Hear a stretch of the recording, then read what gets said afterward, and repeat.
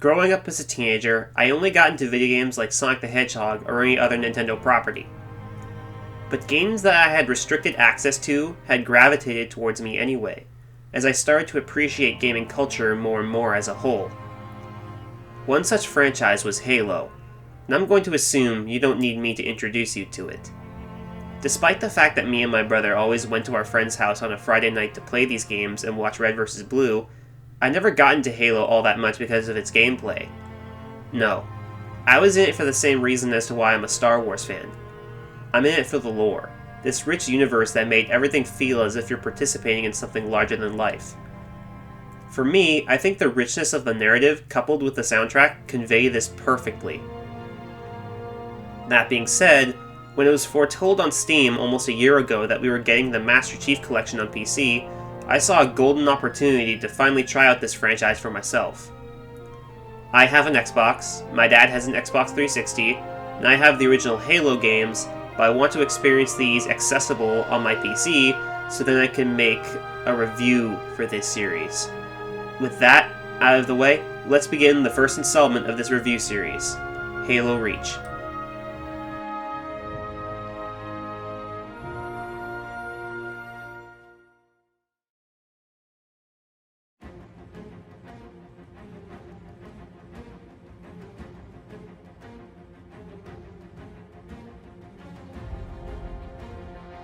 I want to get gameplay out of the way first, since it's the easiest to tackle and it isn't the meat of what intrigues me the most about this game. Of course, that's not to say that it isn't engaging, far from it actually. This is the most hands-on, engaging experience I've had in a long time.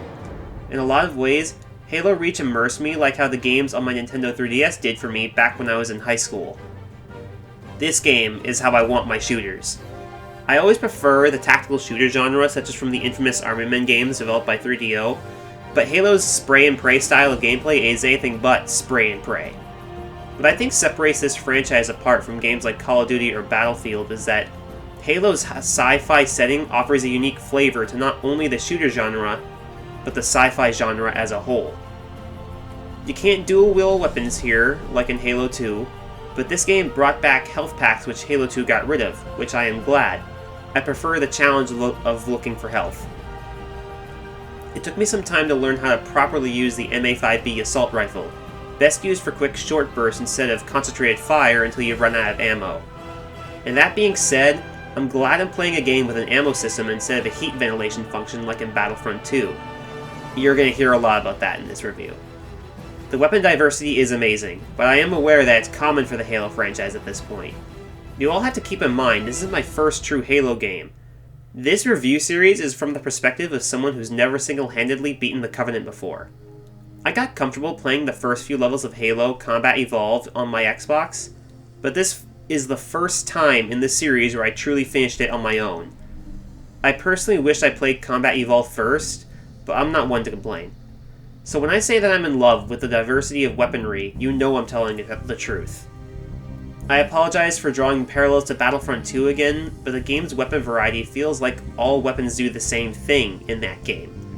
I know it's not fair to compare these two games together, but it does show my limited experience in the shooter genre as a whole. My favorite weapon out of the bunch was the energy sword. My love for Star Wars shining through, as always, but the assault rifle was just something so satisfying to use, just to hear those sputtering rounds of fire. If I were a Spartan 4, that would be my personal loadout if I were aboard Lasky's ship. One thing I'd like to comment on is how the Pelican was actually really fun to pilot. They always seemed like they weren't fun to fly at all from a visual standpoint, and I was happily surprised that it wasn't the case.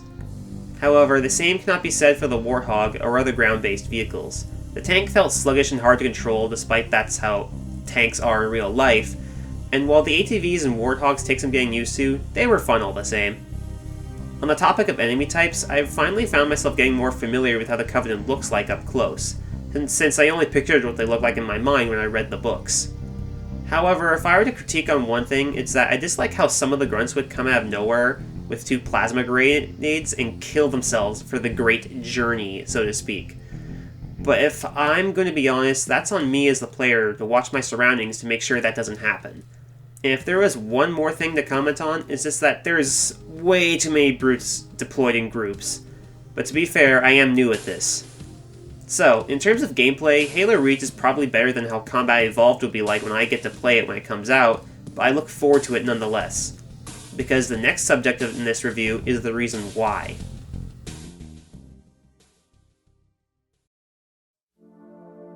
One more thing I want to talk about before I get to the story aspect of this game is the sense of immersion these games bring to the table. And I'm not just talking about the graphics, despite the fact that they aged well, in my opinion. To me, Ocarina of Time is Ocarina of Time because of that first morning in Hyrule Field. And in Halo, Combat Evolved, from what little I've played of it, is because of Installation 4 being a ring world. For this game in particular, Reach is the kind of world I weep for because it's one I'll never get to see. The mountains, the planetary rings, and its huge moons are the things I look for in any sci-fi setting. Because this game, like all other entries in the series, are all larger than life. I always dreamed to live in a world, nay, a universe like this.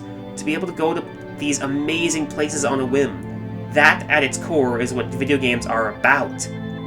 There were just so many times where I felt I could just stop what I'm doing and stare into the distance, simply admiring the landscape. Even when the Covenant started glassing it, it's still a thing of beauty, even during its inevitable destruction. And I can't wait to further explore Installation 4 in the next chapter of the series.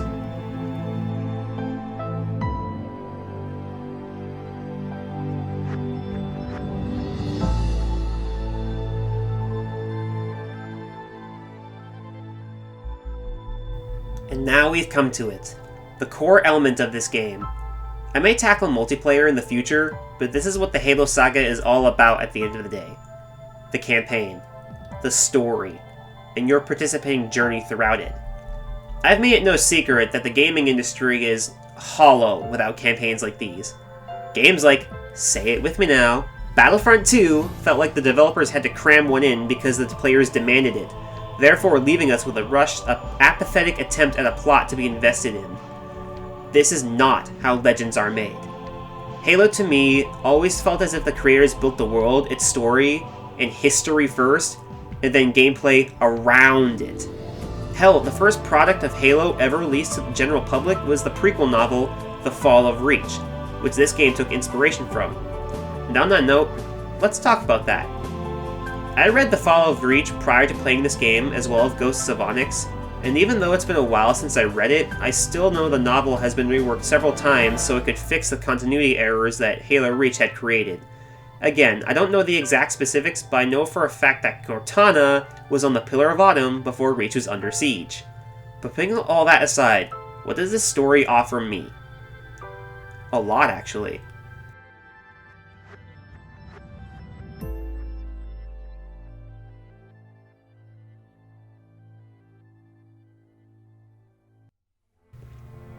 You are Noble 6, the latest member of Noble Team, a squad of specialized Spartan 3s besides Noble 5, who was a Spartan 2 prior to joining Noble Squad.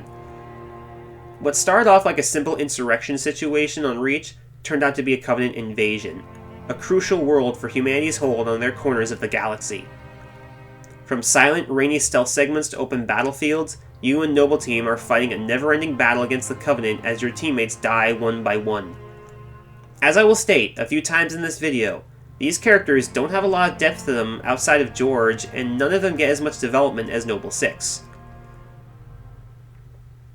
6 was considered as a lone wolf Spartan, whatever that means, but his compassion towards his fellow Spartans motivates him to make the ultimate sacrifice to ensure that the package, aka the mission, aka containing the AI known as Cortana, gets to the Pillar of Autumn, setting up the stage for the first game of the franchise.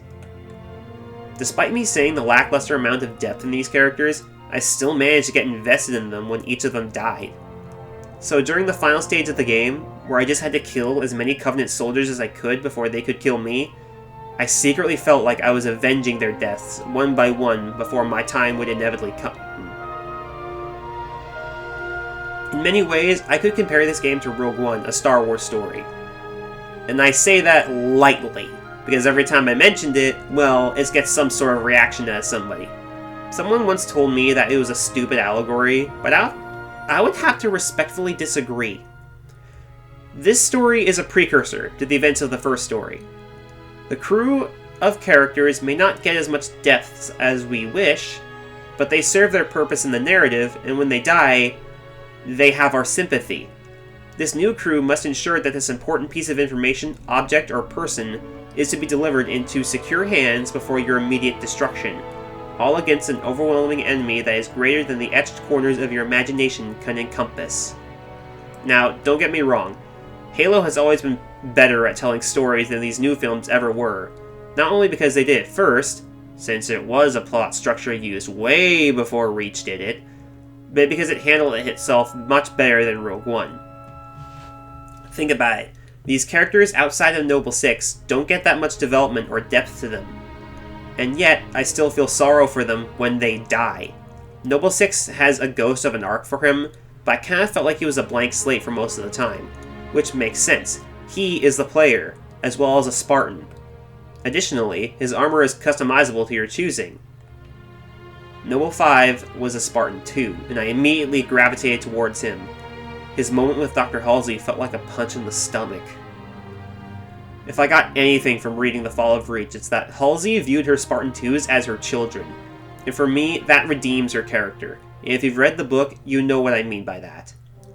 On the whole, I had a great time with Halo Reach.